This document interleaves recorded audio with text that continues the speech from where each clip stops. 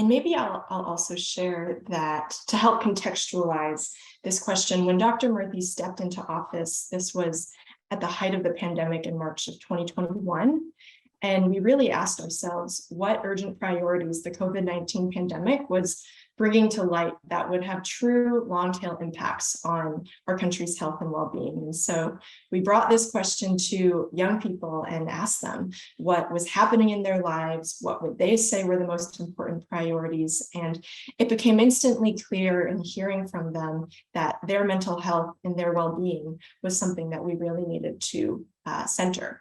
So in addition to the direct traumas that they faced through the COVID-19 pandemic, they also experienced other profound challenges that affected their well-being, such as the social political turmoil we're experiencing, educational and family stressors, as well as concerns about climate change.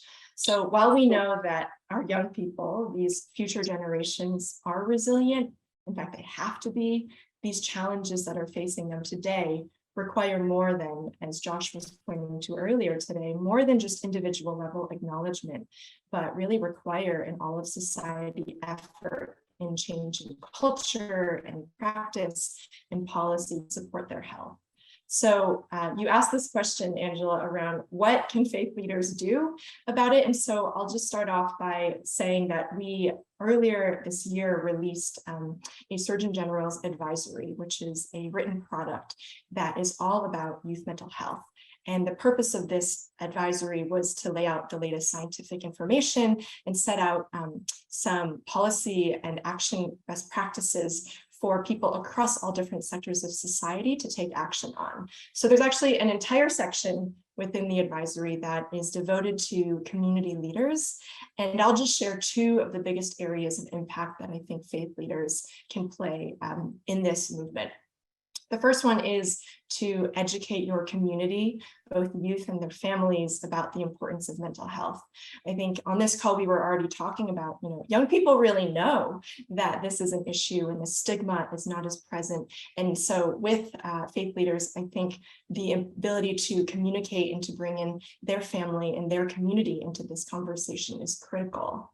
Tactically, I think you can foster dialogue and create conversation spaces for family members, for community about mental health and correct some misconceptions. And something that we found to be really helpful is partnering with trusted messengers in your community, especially healthcare professionals who can really speak from that position of health authority in helping communicate why this issue is so important.